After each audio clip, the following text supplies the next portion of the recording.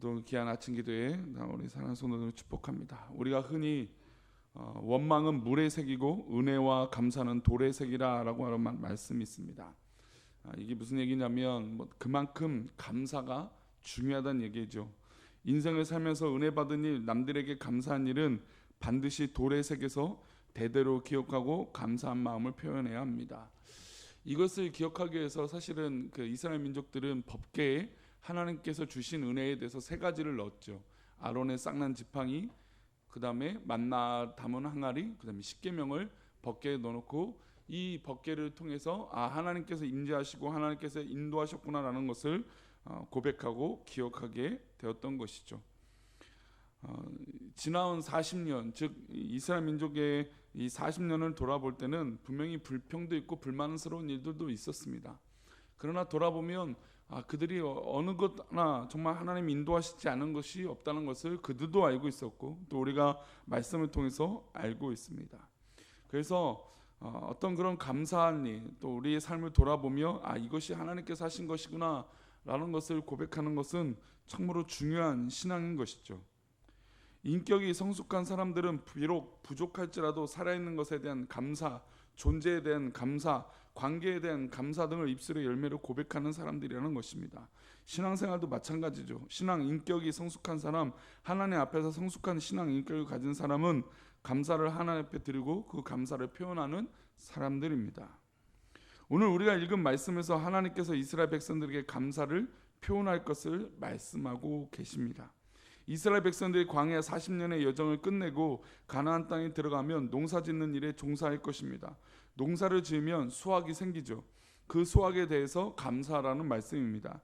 수확에 대한 감사를 두 가지로 말씀하는데 첫째는 하나님께 대한 감사고 두 번째는 이웃에 대한 나눔이고 감사입니다.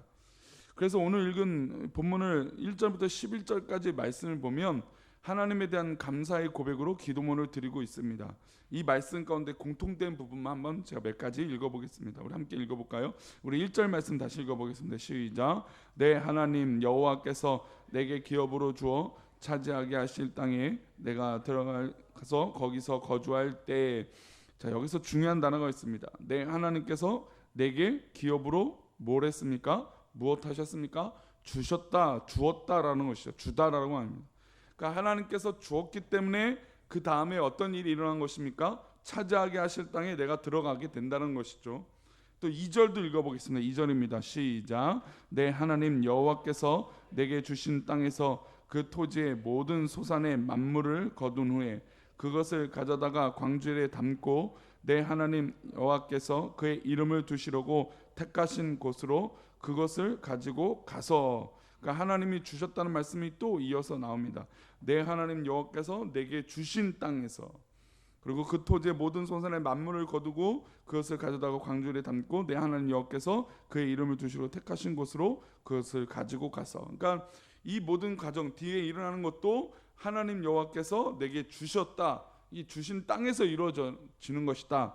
그러니까 주신 것을 얘기하고 있습니다. 또 이어서 3절입니다.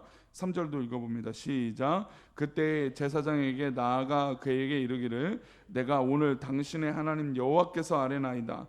내가 여호와께서 우리에게 주시겠다고 우리 조상들에게 맹세하신 땅에 이르렀나이다 할 것이요. 여기서도 주셨다라고 하는 단어, 우리 여호와께서 우리에게 주시겠다고 하는 것이 결국 응답받아서 주셨다라는 것이죠. 그래서 맹세하신 땅에 이르게 됐다는 겁니다. 그러니까 우리가 살다 보면 우리가 이뤘다라는 것에 초점을 맞춰서 살다 보면 감사를 할 수 없습니다. 그런데 이 이룬 것, 내가 완성한 것, 내가 다가갔던 것, 내가 이루었던 것, 내가 결론을 냈던 것, 그 과정 가운데 누가 주셨다는 것을 기본으로 하면 감사할 수 있습니까? 여호와 하나님께서 주셨다라고 하는 것을 우리가 믿음으로 고백하고 또 우리 삶에서 느끼고 또 그렇게 깨달을 때 우리는 감사할 수 있다라는 것입니다. 그 기도문에 또 9절에 또 이렇게도 얘기합니다. 9절 말씀입니다. 9절도 읽어보겠습니다. 시작. 이것으로 인도하사 이 땅 곧 젖과 꿀이 흐르는 땅을 주셨나이다. 아멘. 하나님께서 우리 사랑하는 성도들에게 오늘 하루라고 하는 선물을 주셨는지 믿습니다. 오늘 하루는 우리에게 선물입니다. 이 하루를 어떻게 감사하고 또 하나님께서 주신 이 하루를 어떻게 기뻐하고 나아갈 수 있는지 우리는 고민해 볼 필요가 있습니다. 하나님에 대한 감사를 이렇게 기도문을 만들어서 11절까지 고백하는데 하나님께서 주셨다는 것을 몇 번이나 얘기하고 있습니까? 4번이나 반복적으로 말씀하고 있는 것이죠. 진정한 감사는 하나님이 나에게 주신 것에 대한 찬양임을 우리에게 가르쳐주고 있는 본문인 것입니다.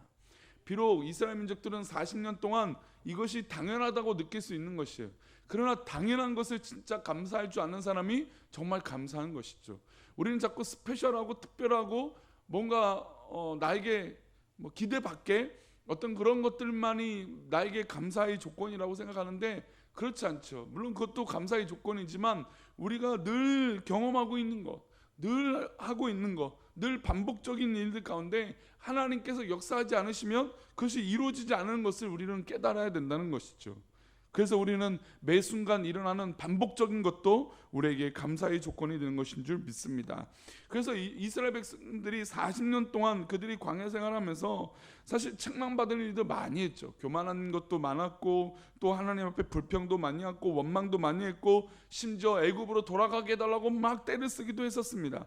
하지만 그들은 40년 동안 잘한 일은 무엇이냐? 스스로 우리가 애굽을 떠난 일을 이렇게 잘했다, 이런 자아자찬을 하지 않았습니다. 오직 하나님이 우리에게 주신 것, 주신 땅, 주신 모든 것에 대해서 감사했다는 것이죠. 우리도 살아가면서 스스로 생각해도 대견한 일이 있습니다. 아이고 나 잘했어. 맞습니다. 잘한 일이 있죠. 하지만 하나님 앞에 드리는 온전한 감사는 내 스스로가 만족하는 그런 내가 이렇게 했어 라고 하는 자아자찬이 아니라 모든 영광을 누구한테 돌리는 것일까요? 하나님께만 영광을 돌리는 게 진정한 감사요 믿음의 성장이라는 것입니다. 오늘 우리가 하나님 앞에 기도하면서 하나님이 나에게 주신 은혜를 한번 세워보셨으면 좋겠습니다.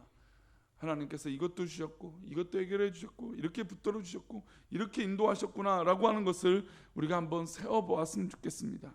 내 노력이 아니라 일방적으로 하나님께서 베풀어 주셨던 이 은혜, 이 크신 은혜에 대해서 온전한 감사가 하나님께서 기뻐하시는 일임을 우리가 깨달아야 될 줄 믿습니다. 하나님께서 가장 기뻐하시는 것은 우리가 감사로 드려지는 제사라는 것이죠. 우리가 생각하는 욕심을 조금만 내려놓고 그 내려놓은 것에 하나님께서 하셨다는 것을 넣기만 하면 이 모든 것이 하나님께서 하셨구나라는 것을 우리는 분명 알게 될 것입니다. 우리가 지금 조합과 합의를 위해 아침 기도를 또 이런 과정 가운데 있지만 하나님께서 결국은 하나님의 선한 뜻으로 인도해 줄 줄 믿습니다. 그래서 이 모든 과정도 우리에겐 감사의 조건이 되어져야 되는 것이죠. 그리고 하나님의 인도하심을 더욱 신뢰하고 믿는다면 우리는 더욱 감사하게 될 줄 믿습니다. 혹시 사랑하는 성도님들 삶에 어려움이 있으십니까? 또 삶에 여러 가지 또 고민들이 있으시고 또 풀리지 않는 그런 숙제들이 있다면 오늘 하루가 우리에게 하나님께서 선물로 주셨는데 그것을 부정으로 접근하는 것이 아니라 아니면 때로는 이 자화자찬적인 내 스스로의 어떤 그런 해결점을 찾는 것이 아니라 이 모든 것이 하나님께서 주셨고 이 모든 가정 가운데 하나님께서 이루어 가시는 것을 믿음으로 고백하는 그런 귀한 성도님 되시기를 축복합니다. 그러면 우리는 어떻게 감사의 기본기를 갖출 수 있을까요? 어떻게 하면 이 믿음으로 감사를 시작할 수 있을까요? 오늘 그 말씀은 저는 이사야 53장 오늘 맥체인 성경 읽기표의 말씀에 그 말씀으로 있다고 믿습니다. 우리가 너무너무 잘 알고 있는 이사야 53장의 말씀인데요. 한번 찾아보겠습니다. 이사야 53장입니다.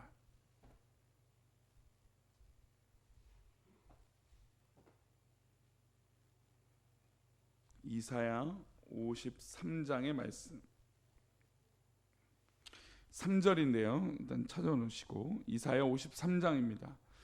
정말 우리 주님이 우리를 위해 십자가를 지시는 우리 주님은 누구를 사랑하신 것일까요? 우리 주님이 그렇게 십자가를 지셨다는 건 그것만큼 우리를 사랑하셨다는 것이죠.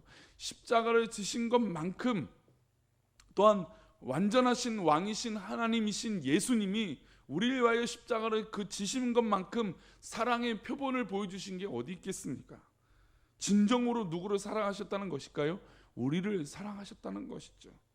얼마만큼 사랑하시는지 한번 볼까요? 우리 3절입니다. 읽어보겠습니다. 시작. 그는 멸시를 받아 사람들에게 버림받았으며 강고를 많이 겪었으며 질고를 아는 자라.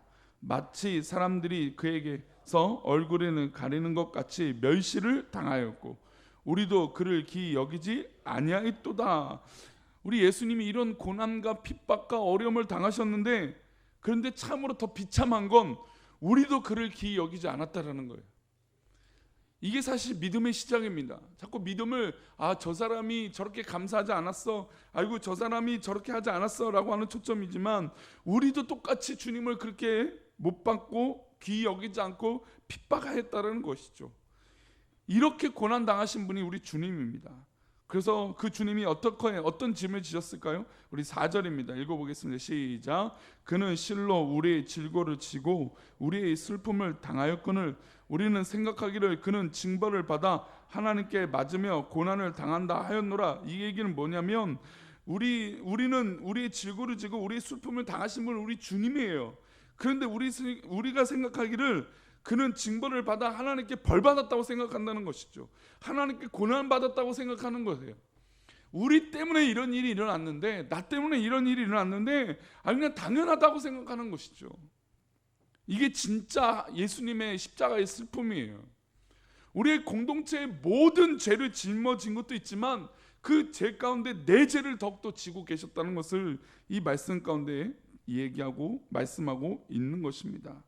우리는 자꾸 그렇게 생각하는 것이죠. 그는 징벌을 받아서 하나님께 맞았다. 저거는 하나님께서 저렇게 하신 것이구나 것처럼, 남의 일처럼 강 건너 불 구경하듯이 나에게 일어난 이런 감사가 아니라 남 때문에, 다른 사람 때문에, 다른 조건 때문에, 다른 여건 때문에, 하나님 때문에 라고 하는 핑계를 우리 사람들이 대고 있다는 것입니다.